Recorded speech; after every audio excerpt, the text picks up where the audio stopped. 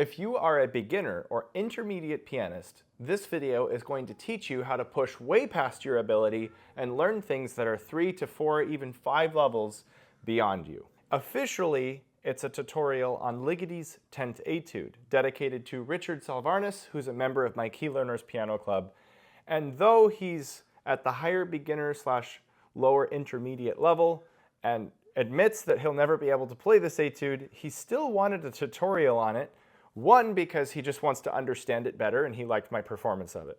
But two, because I think he also wanted a push, and he's playing a lot of these kind of repetitive pieces and wanted to think, well, how could I learn this if I was going to? So things that I'll cover in this video are going to include practice strategies, of course some elements of technique, after all it's an etude, a little bit of history on the piece without going too much, as well as principles that you can use not only for this, but on pretty much anything that you ever learn to always push past your current level. So without further ado, Etude number 10, Der Zauberlehrling, I'm sure I said that wrong, The Sorcerer's Apprentice by Ligeti.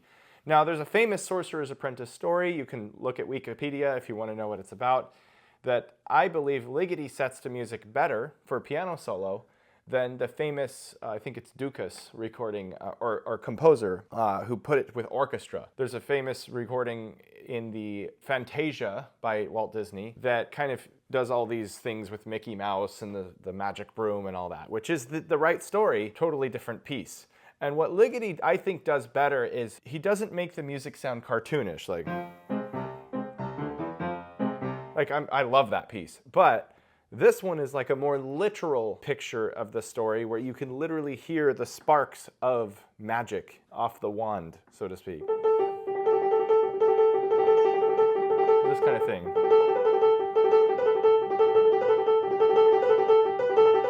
Where you almost hear like these little things flying and like it starts to get more and more out of control. So that's about the most I'll say in terms of the history of the piece, because you can look those things up. But that said, how would I actually learn it? Well, mostly I'm going to cover the first third of the etude. There are 3 distinct sections, and the first third is this sort of gradual buildup of excitement that ultimately brings in a little bit of a melody where the magic becomes its own entity, and then totally descends into chaos at the end until you go to the very lowest range of the piano. So I'm going to cover up to that part mostly, and then maybe say a few things about the end. So it's basically this section is an etude in repeated notes and rhythms. And the repeated note aspect is hard on a piano because, of course, you have to lift one in order to play it a second time. What most people don't know is that you technically only have to lift it halfway. You can still hear it, and I can play it again without lifting. So it's possible, and just to prove I'm not pedaling, it's possible to actually do this legato without pedal. Totally possible. However, highly, highly impractical at the speed this is written, which brings out the point of, he says prestissimo, extremely fast, staccatissimo, extremely short and articulate, leggerissimo, extremely light. Then he writes piano dynamic. So fast, short, and light. Those are kind of contradictory. The faster you play, the louder it will be. And the shorter you play on your articulation, the louder it will be in general, because you're getting off the key really quickly. So that creates acceleration, which will naturally basically create more volume as well if you're not totally under control. So to do all 3 at the same time, play fast, light, and short, are incredibly difficult. I mean, that in itself is the etude. Right there, even if you just played one note over and over, that would be quite hard to control. It's not hard to play this and like scream it out. But to do that at like an incredibly soft dynamic, already some of the notes start to drop out. Naturally, at least if you're not really careful about how you play it. So he also says, always without pedal, so he wants it to be clear, and that the performer should almost reach the tempo of continuum, or continuously rolling out, so that one note blends into the other. At the same time, most people play this too fast. Ligeti himself specifically says 2 minutes and 20 seconds is how long this piece should take. The average recording is under 2 minutes and 2 seconds, so over 18 seconds faster than what Ligeti himself offered. And I find this interesting because actually my recording is 2 minutes 40 seconds, the slowest one on the internet that I'm aware of. And yet I've had a lot of people tell me on the comments in that and in person, your performance is just so much more exciting than the ones I've heard. Mainly because I'm actually hearing the notes now. There's like a melody, there's a counterpoint that you can hear when you go a bit slower. So if we could meet in the middle, I have not even heard one recording that's actually at Ligeti's tempo of 220. If I were able to get mine a little bit faster on a second pass, and if we slowed a lot of the famous ones like Jason Gillam's down, I think the middle ground would be right. And sure enough, that's what Ligeti says. Not knocking Jason Gillam's, I think his is actually the best recording out there that I've heard, and as well as Laurent Amald, that's who this was dedicated to. So it makes sense that he would play it quite well. In any case, getting on to tempo, to get it in 2 minutes 20 seconds, you would have to play every eighth note at 609 for the metronome, which of course a real metronome can't do. So instead of actually doing it at 209, at 609, you'd have to get it to 203. The closest you can do is 200 on a standard metronome. And then you'd have to play 3 notes for every click, which is possible at the beginning.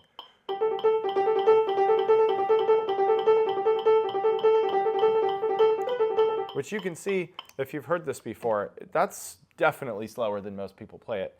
The problem with that is you can't just have the metronome on the whole time and then do it, because when you get later on into the piece, for example, measure 38, you're not hearing it in groups of 3 anymore. It's a group of 4, then a group of 3, then a group of 2, then a group of 3.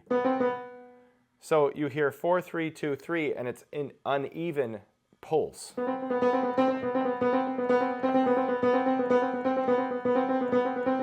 There's this sort of jagged feel to it that just will not line up with pulses of 3. So you do have to be able to actually have the eighth note metronome to keep that consistency. Most phone or digital apps will be able to go to 500 on the metronome. Some go above that.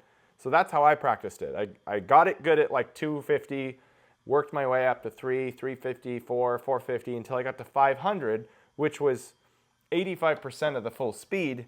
And then I just used my ear to take it to the full tempo beyond that. But that might have been why I always dragged to like 2 minutes 40 seconds, because I was like used to the 500 tempo on the metronome. I don't know.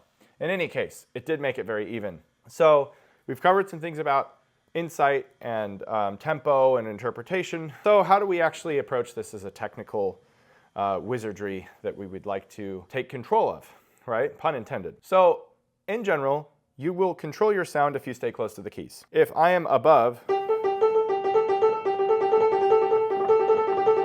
again, I can get clarity, but I'm not going to get the quietness. So if you've heard Rachmaninoff, Little Red Riding Hood, then, basically the way I get the lightness in that is I don't do any gravity down and up. I just go right and left. So.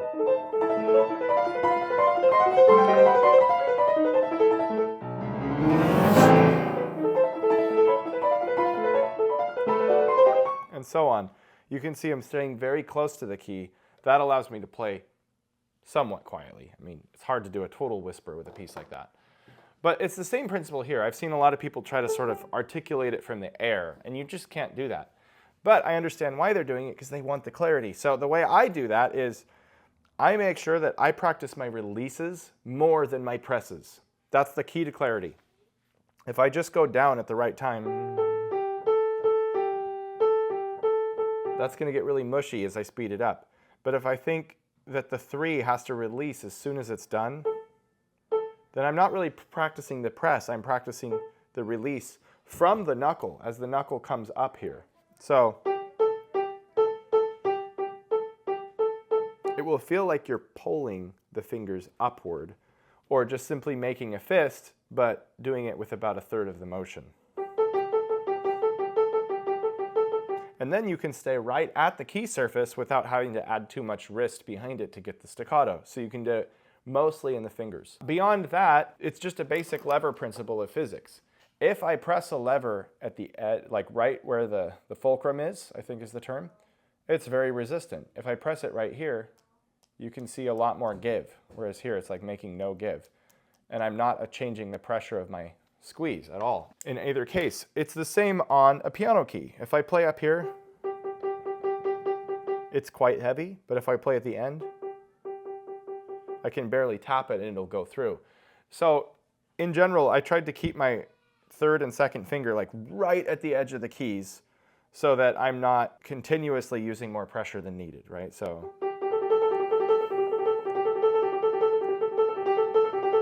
see, the clarity is already better, as is the lightness, because I don't have to put in so much effort per note. And when there's 12 notes per measure and 42 measures in just the first 2 pages, like if every note has 5 or 10% too much pressure, that's going to really add up, and then you're going to feel more tight, have more tension, not get the speed you want, and all that. So as much as possible, stay at the edge of the key.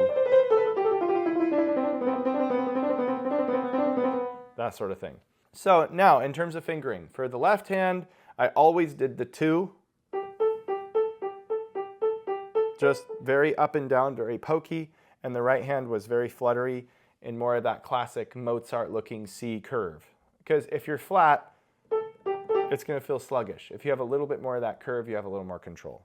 So the left hand, I literally imagine, I have a pencil and I'm just going down like this. I don't want to scrape my piano keys, but da, da, da, da, da. That's how you have to imagine it.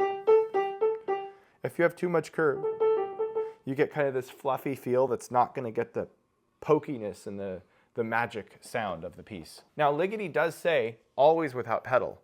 He does not clarify without the left pedal. So I would recommend, if you're on an acoustic grand, definitely use the left pedal. It will get that magic sound, though I don't rely on it for the whole piece. In fact, there are a couple times he specifically asks for the left pedal, starting at measure 61. He says, little by little, use the left pedal, the unicorda. So I kind of just use it for like little touches and flutters, but I put it like a quarter shift over, so it like barely changes the felt. Versus,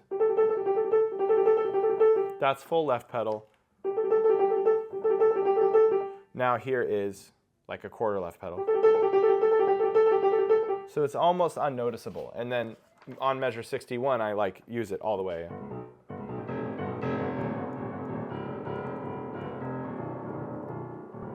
And then it's like veiling it that much more. If you're not familiar with how the left pedal works, basically it just moves the key deck over so it hits a different part of the hammer so you get a different sound because the felt has not been worn down as much. So it gives you a contrast. It does not make it just quieter, though that's part of it. It actually changes the overall atmosphere of the piece. That's true. It's also a pun intended because Ligeti atmospheres, if you're familiar with that piece. So anyway, that's the basics of how this works technically. Obviously, you have to practice really slow, focus on your releases, stay at the edge of the key, put in a lot of reps, right? Now, how do we actually memorize such a piece? Well, use all the tools at your disposal. I do not memorize through muscle memory, 9 out of 10 times. I memorize through conscious memory that's active and aware of everything in the music. So know the harmony, know the fingering, know the phrase structure, count the rhythm out loud, get every fundamental aspect of the music in your head and in your heart so that you understand it, and then you can have a lot more to rely on than just I've put in 5,000 repetitions. Which, by the way, from front to back, not having ever learned this etude, I probably put in less than 150, 200 hours probably. And that was from like, I'm learning the first note to it's memorized, ready to perform, played and recorded on a CD professionally. And then actually I took it to a competition after that and I won the competition. And they specifically called out the Ligeti etude. All 3 judges were like, well, one of them was like, why didn't you try to play something difficult? And then the other one was like, what an interesting choice. It was really great to hear this and actually played with color and interest.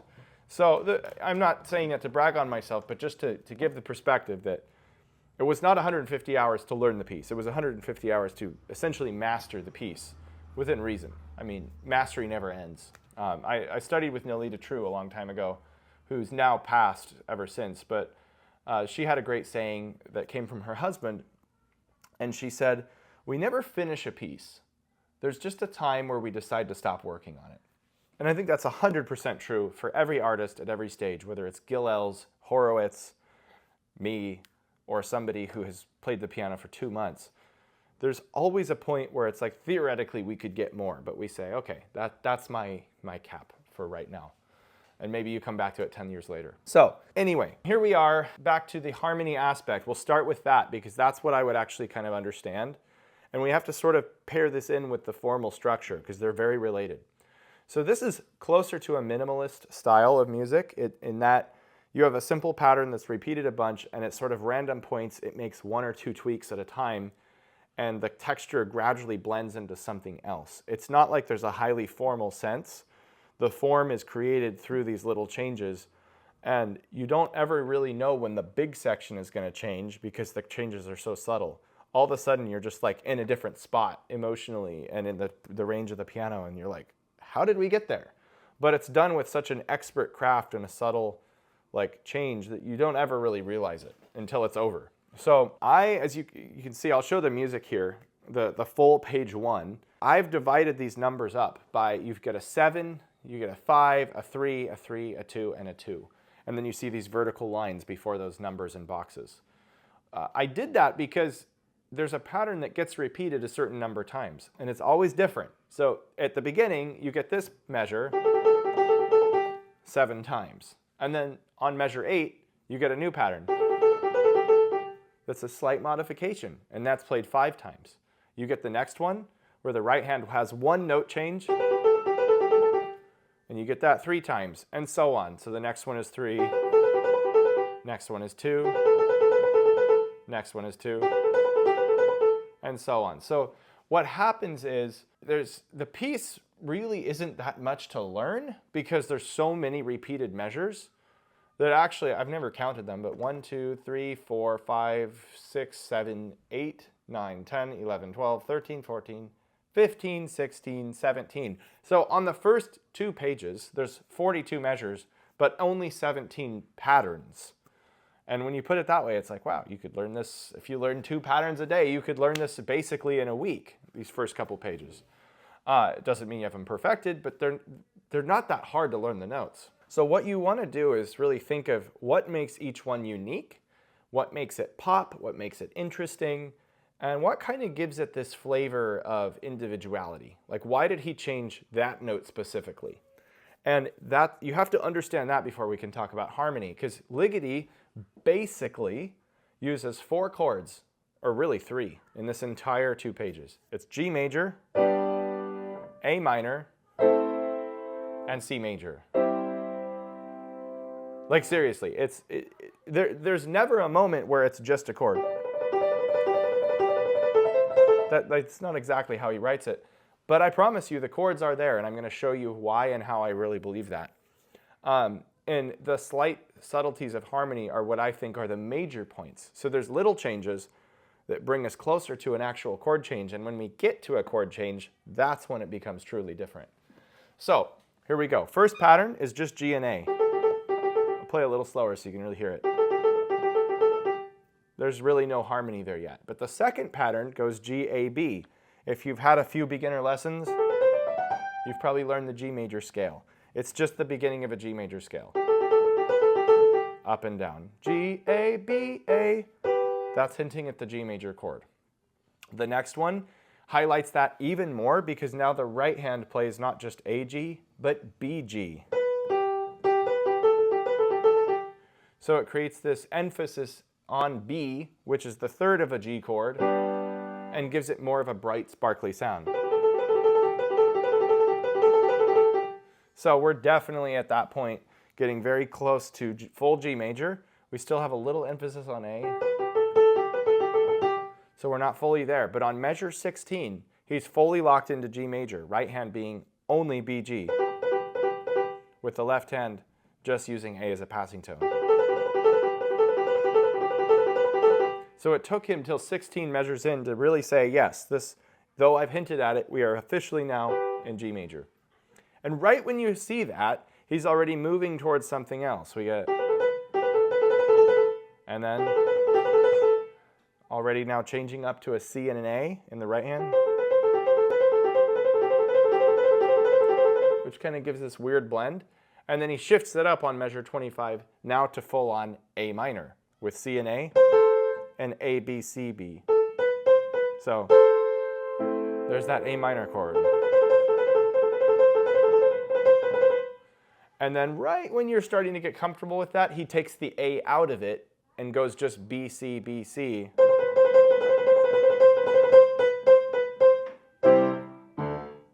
Which kind of gives this C major feel. So that's all we've really had. G major, A minor, C major.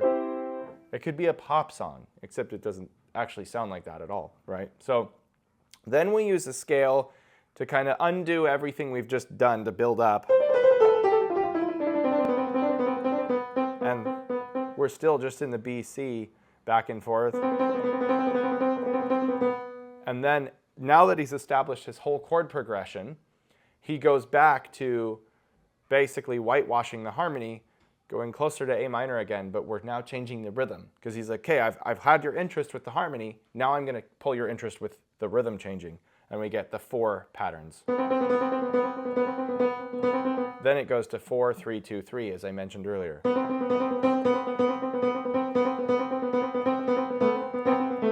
1, 2, 3, 4, 1, 2, 3, 1, 2, 1, 2, 3, 1, 2, 3. Which I learned it like that, just counting to 4, counting to 3, counting to 2, and counting to 3 very slowly. So 1, 2, 3, 4, 1, 2, 3, 1, 2, 1, 2, 3, 1, 2, 3, 4, 1, 2, 3, 1, 2, 1, 2, 3, over and over and over and over, beating the heck out of 1 until it was burned into my brain permanently. And then I could kind of like, I hear the pulses. I don't necessarily hear every note. It's da da da da da da da.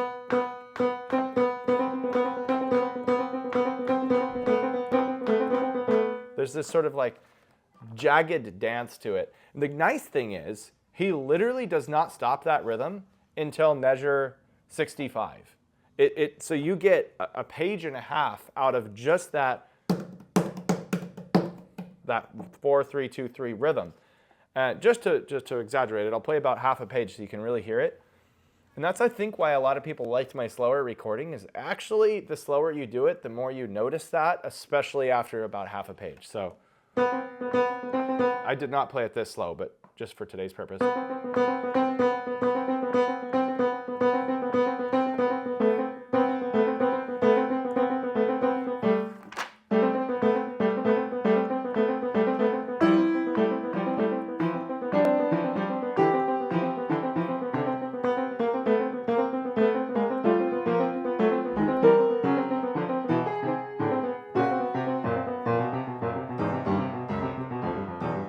Oh gosh, it's been a while. Anyway, that's more than half a page. But it's really cool how much he gets from that. And we relatively develop the piece slowly in the beginning. And then by the time page 3 hits, we go from like staying within 1 octave to already an octave and a half lower within like a quarter of the time. The way he's able to do that is through breaking out of the key center, using chromaticism.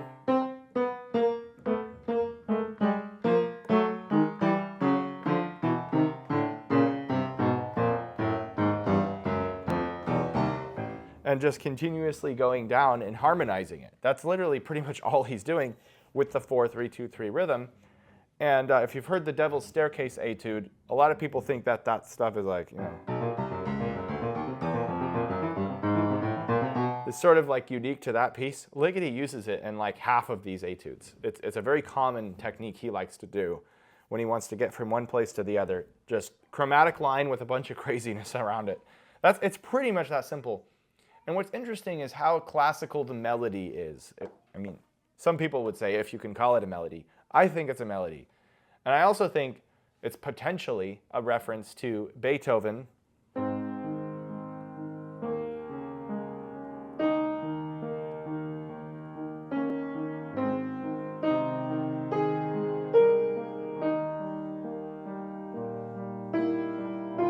The Pathetique Sonata second movement, which I was just doing kind of a skeleton of there.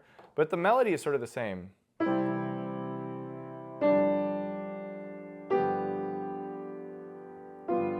And then you would expect it to go there, and then he changes it. But like it starts the same.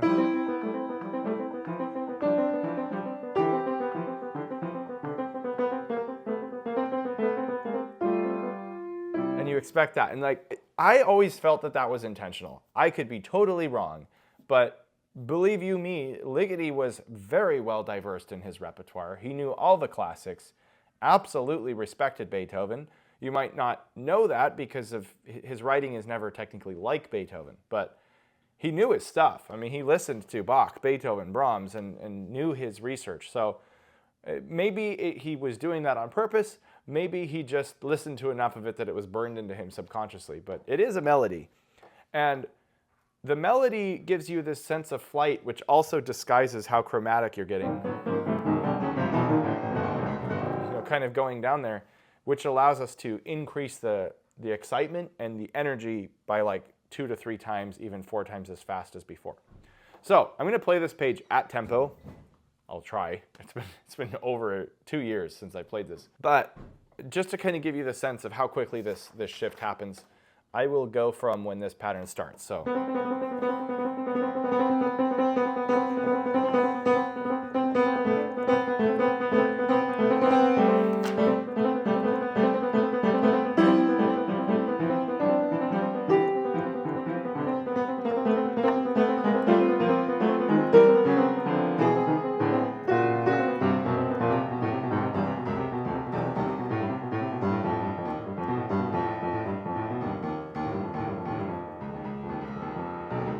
Oh gosh, I'm forgetting that part.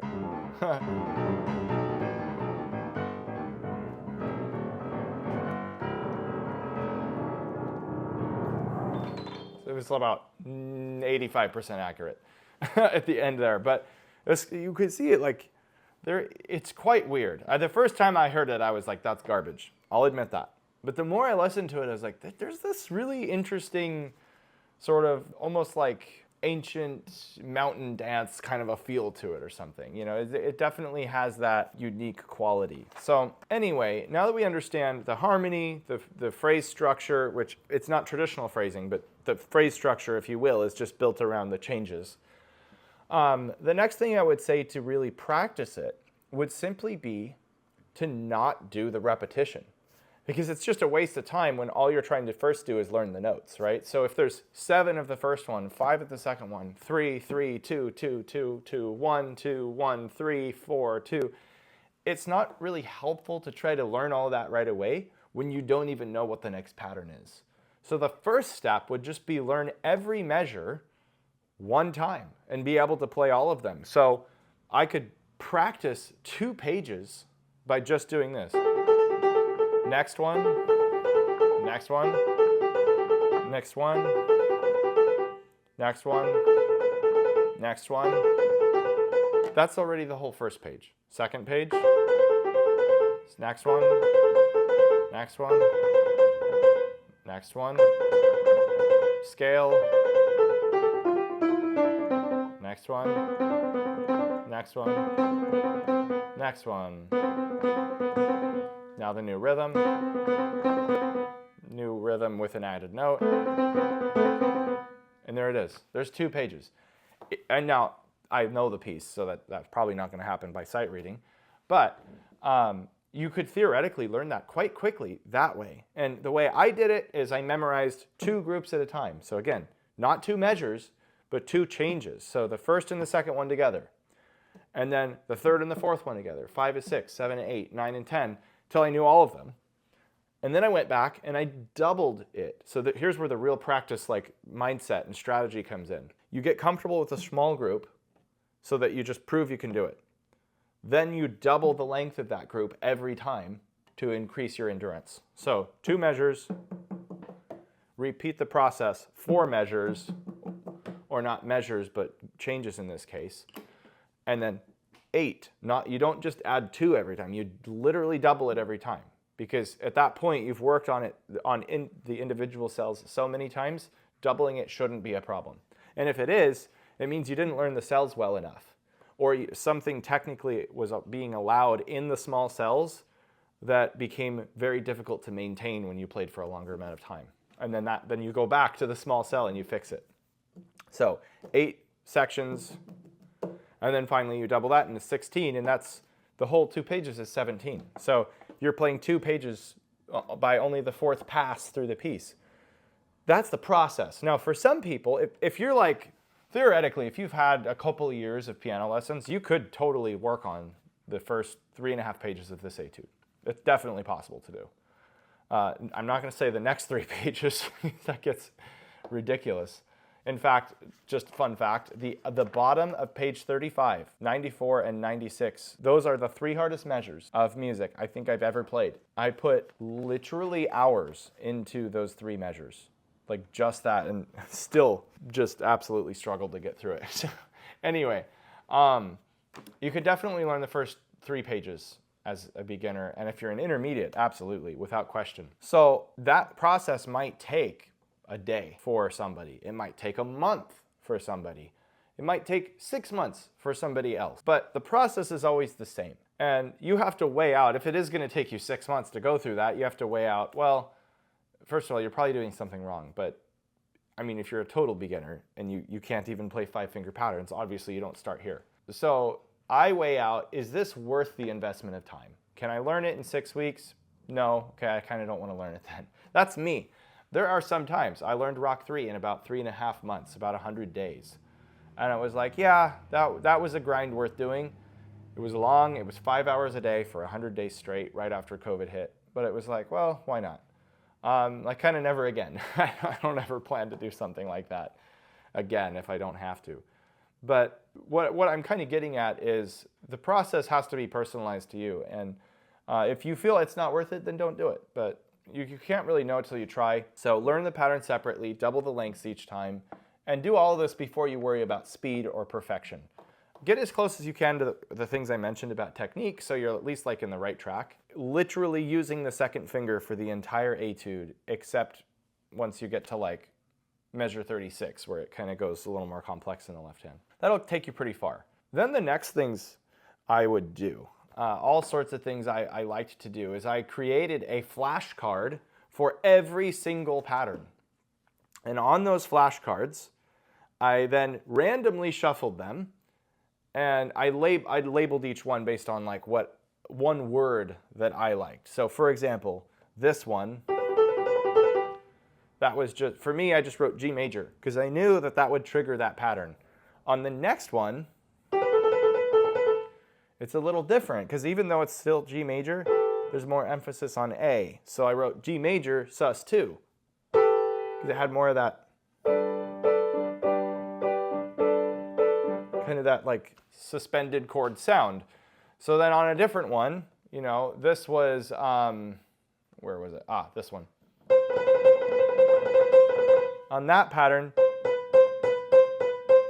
I just wrote woodpecker, because for me it was just very annoying and kind of sounded a lot like woodpecker, right? So just have a keyword that you think of. This one was just scale, and they all had their own keyword. I pull out the flashcard by memory, not looking at the music, and try to just play that. So there's no music on the flashcard, it's just the keyword. So I go, oh, woodpecker, okay. And then I flip a card, oh, A minor. Flip the card, I'm like, obviously the very first one, I'm not gonna forget, so it's like measure 1. Flip it again, right? And I got so good at it that I could start at any section with no context at tempo and just do it.